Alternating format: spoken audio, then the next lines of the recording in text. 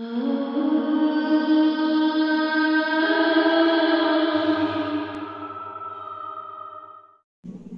kawan-kawan sekalian, selamat bertemu kembali di channel Desa Tuber. Kali ini saya menghadirkan teman-teman pendamping desa yang saya pilih, bukan karena posisi dan jabatannya, karena bagi saya tidak penting. Yang penting adalah punya latar belakang, pertama gerakan petani atau gerakan mahasiswa yang pernah dia lampaui. Yang kedua, bersikap kritis dan bukan menjadi pegawai pendamping desa, tetapi mampu merefleksikan kondisi di sekitarnya secara kritis. Silakan Mas. Terima kasih. Selamat sore teman-teman, sahabat-sahabat semua. Saya Arionaldo, tinggal di Ciamis, tepatnya di kaki Gunung Sawal, di sebuah pesantren.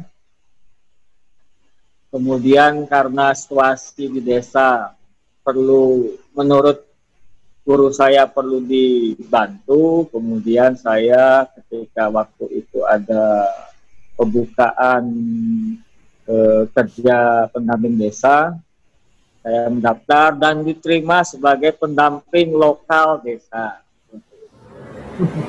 Ada harapan juga melihat regulasi prioritas penggunaan DD kalau untuk penyertaan modal desa, main di on farm, off farm tentang gerakan pertanian kolektif, itu lebih bermakna, itu tidak hanya manfaat ya, bermakna juga buat prakarsa desa. Dan itu Mas, on farm off farm tadi justru yang belum disentuh sama sekali, padahal dampaknya kolosal itu.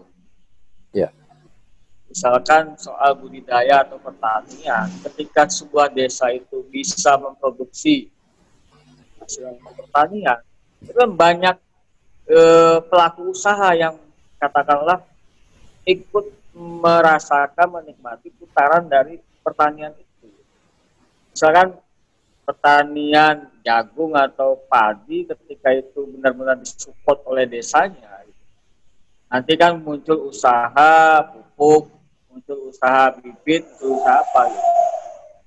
Nah justru hari ini ya saya berkaca di seputaran Ciamis lah ya, belum ada gitu kan, baru sekedar untuk infrastruktur, sekarang untuk BLT permukaan semua gitu ya. Jadi masih main mekanisme gitu kan. Ya, saya ikut perdebatan prioritas penggunaan dana desa 2020 ya. Itu saya mengusulkan on farm off farm itu karena menyaksikan beberapa desa wisata sebenarnya mulai terancam jenuh, Mas.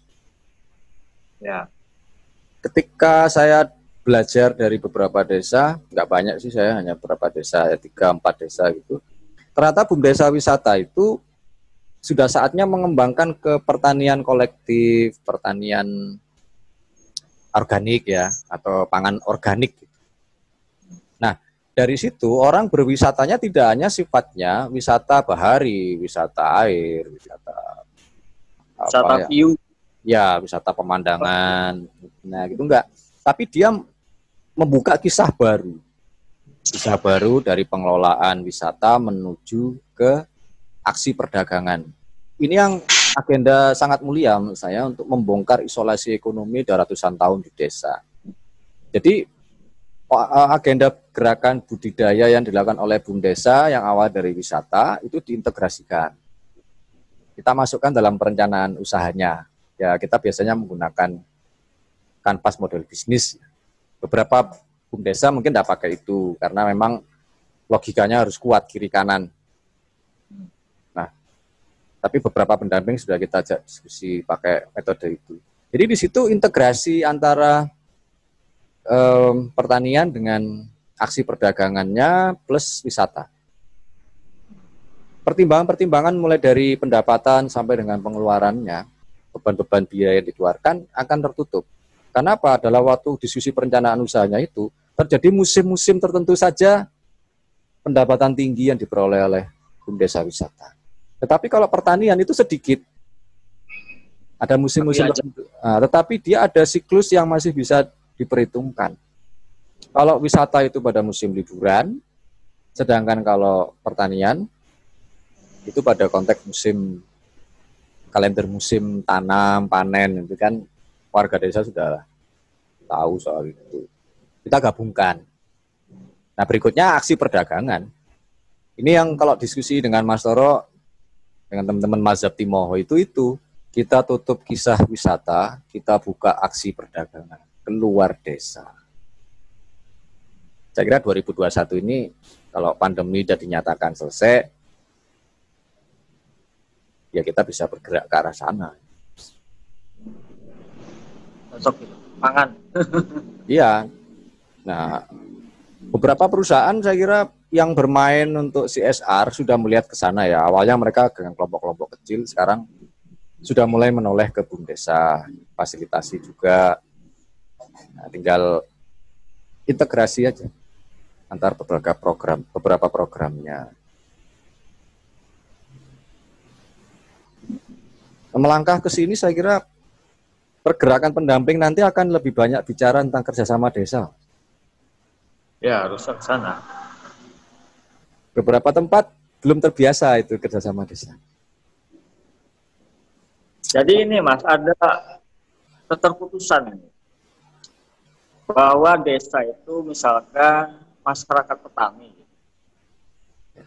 Tapi ketika dia masuk ke arena musdes, bukan yang dia usulkan itu apa-apa yang menjadi problem dia di dunia pertanian, tetapi tetap urusan jalan, urusan sarana, segala macam. Misalkan desa yang saya dampingi real dia mengalami kesulitan air. Ya. Tapi sudah 3 tahun ini tidak ada warga desa yang mengusulkan bagaimana anggaran desa bisa untuk mengatasi problem kesulitan air ini. Tidak ada, Mas. Nah, ini kan. Nah, artinya apakah ini karena pengaruh developmentalisme atau bagaimana, sehingga hilang semua ketika masuk ke musdes itu, apa yang menjadi problem harian dia, Mas? Nggak muncul di musdes itu. Nah, kita perlu memetakan juga tipe musdes. Tipe musdes yang sifatnya formal, bahkan legal formal, programatik, itu kan biasanya musrenbangdes. Tapi belajar dari sejarah NU, Lakbesdam NU yang memfasilitasi perbaikan kualitas demokrasi deliberasi dalam musrenbangdes, muncullah musdes-musdes di luar musrenbangdes. Nah, ini dilekatkan dalam konteks kelembagaan BPD, Badan Permusyawaratan Desa. Kenapa? Dia menyelenggarakan banyak forum-forum permusyawaratan dengan mengandalkan ilmu hikmah. Jadi ada musdes-musdes lain di luar musrenbang desa.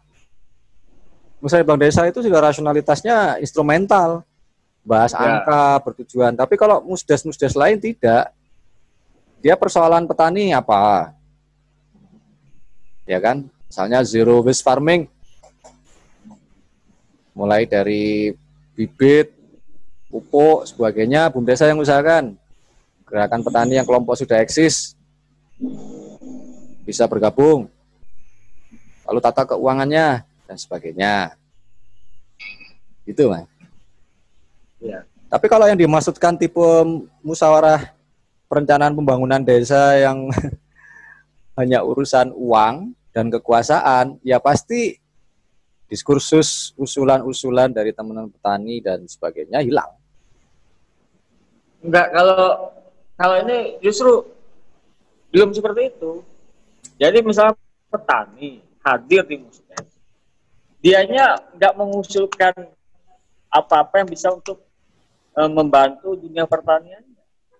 Ya. Justru tetap bagaimana jalan, bagaimana gedung, bagaimana sarana. Ya, mungkin itu menurut saya karena proses suasana musyawarahnya, Mas. Saya agak detail ini bahas soal musdes. Yang di depan itu siapa? Ya. Saya agak kecewa loh kalau menyaksikan beberapa musdes itu yang di depan itu bergaya pejabat pemerintah. Yang di depan itu hanya 2 kalau mengikuti permen desa. Kepala desa dan BPD. Ya. BPD yang buka acara, kepala desa yang punya pidato apa, BPD pidato juga. Konteks seperti ini menurut saya yang belum terbiasa, Mas, sehingga menciptakan suasana di forum, di ruangan yang membuat mereka bisa bicara bebas tanpa tekanan. Kalau disaksikan, forum Musdes itu kan kayak penataannya kayak mau rapat DPR gitu loh, sedang paripurna gitu kan, tegang. Ya, kalau DPR bisa pinter ngomong ya, tapi kalau di warga desa kan ada ewo pakewo ya. Ya. Rasa sungkan. Nah, kalau settingnya dibuat semacam itu, bahkan organisasi tani ada sendiri, organisasi perempuan ada sendiri, duduknya berkelompok-kelompok gitu, asik, Mas. Difasilitasi asik. Kalau pendamping desa dipersilahkan ngikut dan dipersilahkan memberikan beberapa hal, bisa aja. Oh, silahkan dibagi kertas untuk menuliskan pokok-pokok pikirannya, misalnya dituliskan beberapa menit, dibahas, lalu kemudian diplenokan. Bisa kok. Bisa. Itu terus seni kan. Tapi kalau musdesnya berlangsung formal, saya kira warga desa banyak diemnya. Pernah itu saya tanyain itu, Bapak Ibu semua kesini itu ada nggak yang sudah mengamati lingkungannya aja, bahkan RT berapa, pernah nggak sebelum kesini itu melihat keadaan lingkungannya gitu? Rata-rata enggak kayaknya gitu. Ya, Pokoknya ya. dia dapat dengan terus hadir gitu aja. Oke. Itu juga kelemahan proses praktek demokrasi sebelumnya ya, Mas.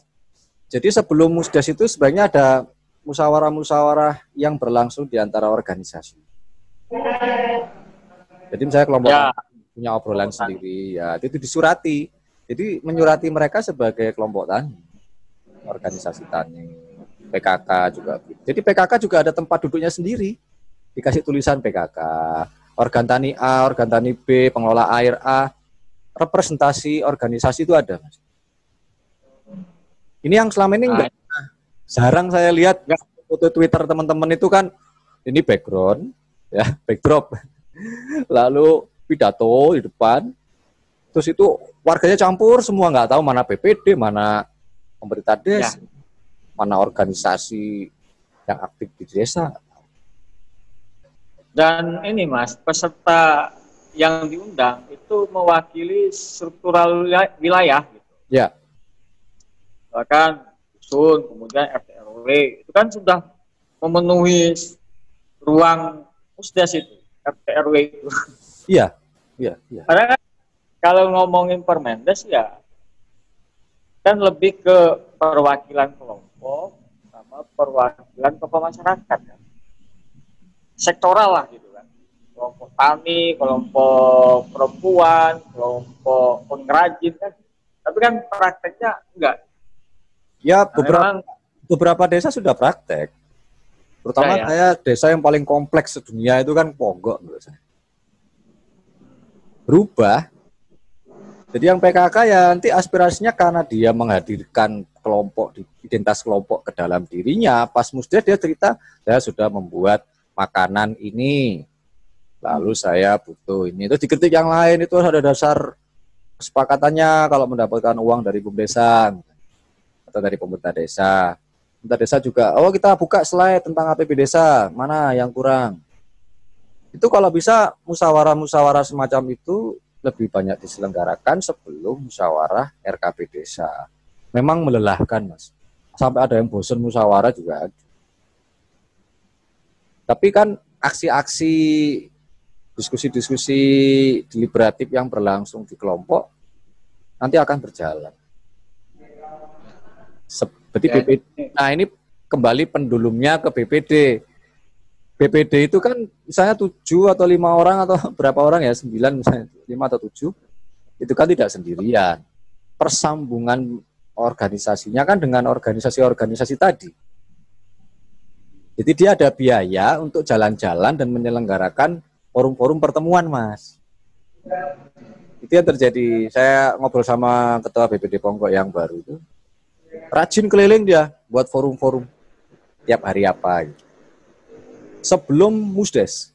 Jadi pas Musdes dia sudah pidato berdasarkan informasi pertemuan-pertemuan kelompok.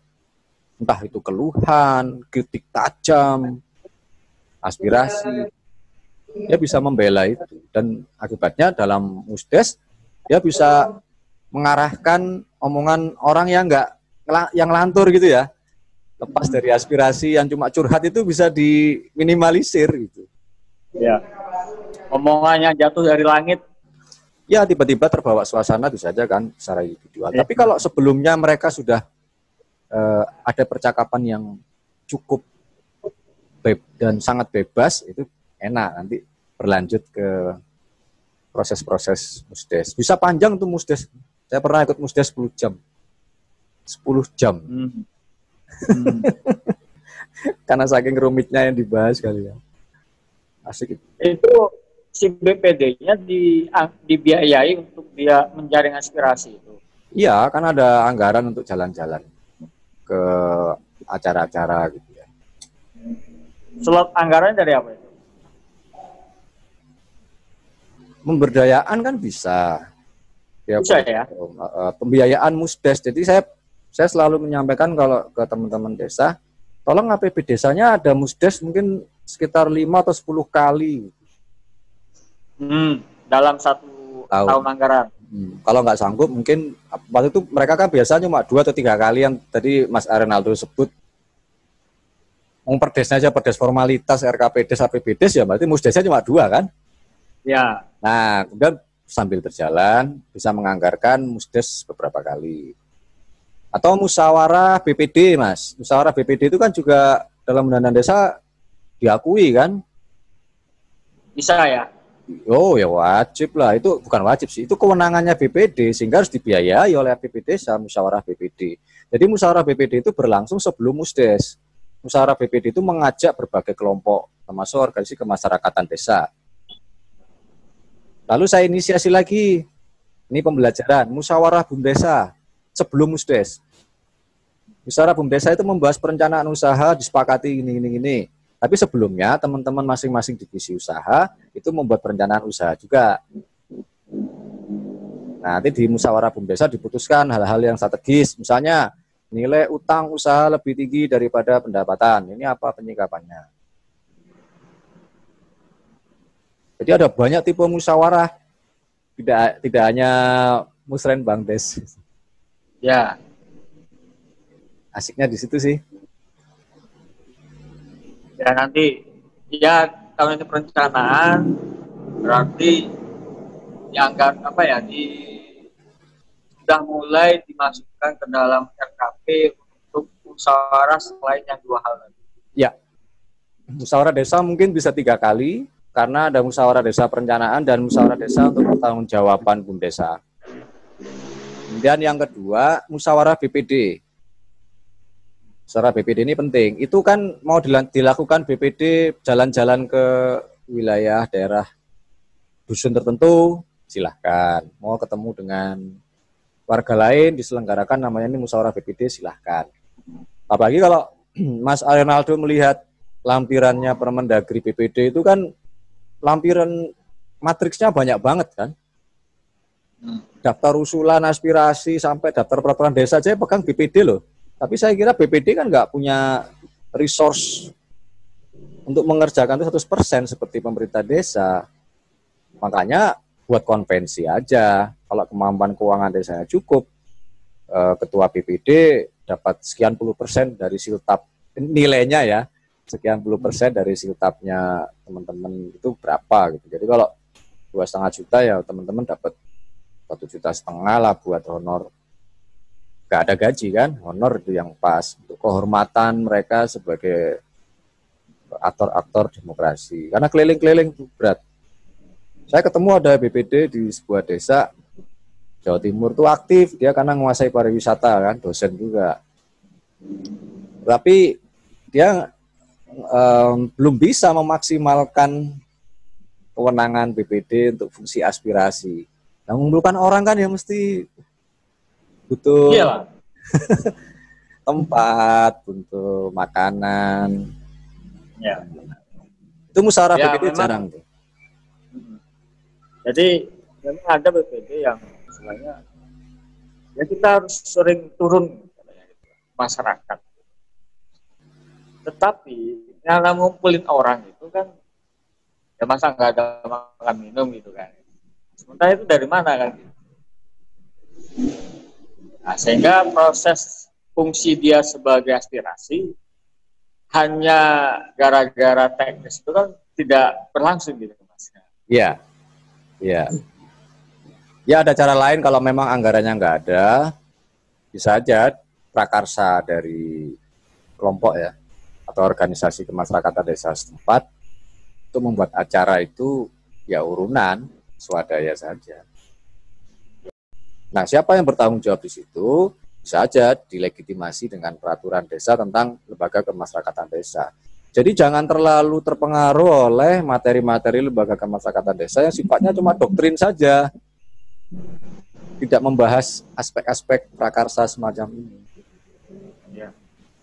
Pengaturannya. Ya memang kurang sentuhan untuk judul prakarsa itu jarang Mas. Karena kayak di drive dari Supradesa kan rata-rata. Mereka tidak memancing suasana yang bisa memunculkan prakarsa desa. Iya. Oke Mas Arenaldo, perbincangan Ya. sore ini kan banyak hal ya. Ini dalam channel saya ini perbincangan yang cukup lengkap dan mengakhiri episode diskusi ini namanya udar gelung. Jadi udar gelung itu kan tradisi mengudar masalah seperti di mana masalah itu diumpamakan seperti gelungnya perempuan Jawa, rambut yang digelung. Jadi kalau mengudar gelung itu harus hati-hati. Karena apa? Rambut itu kan kehormatan. Ya. Nah, kita harus hati-hati, termasuk memandang masalah di desa itu dihormati sebagai gelungan rambut. Harus hati-hati dicopotnya, ditata lagi, diurai satu persatu. Ini namanya udar gelung. Nah, saya mau mencoba di channel saya ini untuk melakukan penguraian masalah, tapi dengan cara tradisi. Selalu tidak mesti harus ada solusi pada waktu video ini direkam atau ditayangkan. Mungkin beberapa bulan lagi ada kisah-kisah lain. Ya, ya. Nah, dari ini ada sesi yang hilang selama ini berarti Mas. Yaitu seni berdesa itu belum kesentuh itu. iya. Ya. Nah, kalau dulu Mas Erani itu kan saya rasa menyentuh gitu kan. Dia punya apa itu 3 matra itu loh. Jangkar desa apa gitu. Terus apa lagi termasuk budaya desa itu. Kemudian beliau sudah tidak di PPMD, udah nggak ada lagi wacana-wacana seperti itu. Yang aspek budayaan itu belum ada lagi setelahnya. Ya, kita buat sendiri saja. Gitu ya. Budaya desa itu kan nilai-nilai yang hadir di desa itu kemudian ditancapkan ke dalam struktur sosial. Dan kita maknai bersama. Kita harus menunggu jargon-jargon dari Kementerian Desa. Mungkin di desa malah punya sendiri kan pendekatan dari kaki gunung. Ada desa-desa yang budaya desa yang sebagai alat untuk memasukkan aspek-aspek budayanya itu.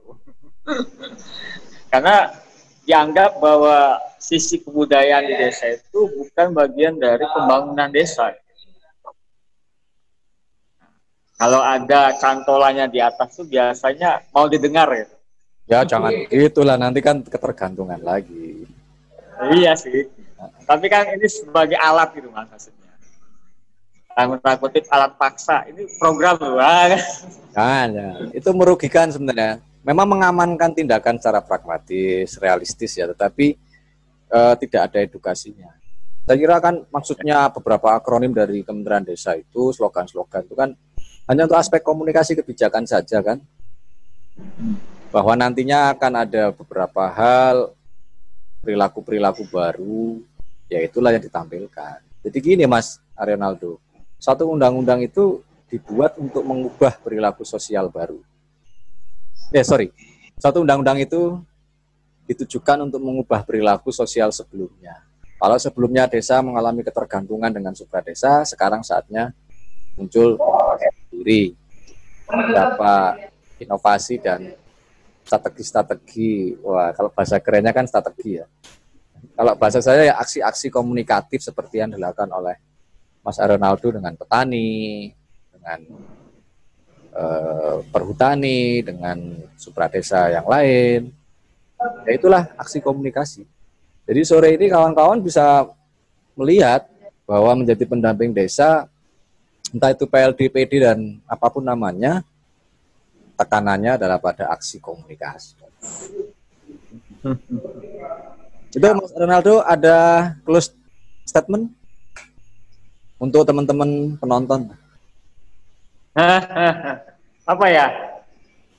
Bahwa kalau dari sisi pendampingan, bahwa kita itu bagaimana memastikan ketersediaan ruang-ruang di desa yang itu bisa menjadi arena bagi aktor-aktor yang ada di desa, sehingga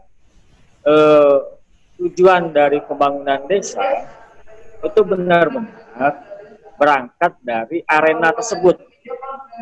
Jadi bukan karena regulasi, bukan karena perintah atasan segala macamnya, tapi memang ada dapur gitu. Dapur yang itu menjadi arena bersama aktor-aktor yang ada di desa. Dan kita sebagai pendamping cukup memastikan aktor-aktor itu punya tenaga, punya konten lah gitu kan bahasa sekarang. Ketika dia akan masuk ke arena itu, dia sudah punya konten yang bisa dia sampaikan di arena tersebut. Jadi seperti itu. Oke, terima kasih Mas Arionaldo. Kalau arena itu mengingatkan saya pada majalah mahasiswa. Kancah pemikiran alternatif. Ya itu. Ini mungkin karena latar belakangnya Mas Arionaldo ini dulu sering baca arena ya. Ya, bukan baca Mas. Jadi tempat tidur juga di sana. Ya saya mau bicara itu kan nggak enak kecuali keluar sini. Kawan-kawan sekalian, pemirsa Desa Tuber, demikian tadi arena yang sudah dibuka lebar oleh kawan pendamping kita, Arionaldo. Sampai ketemu lagi di sesi berikutnya untuk acara Udar Gelo. Salam berdesa. Yes, mantap 3 jari.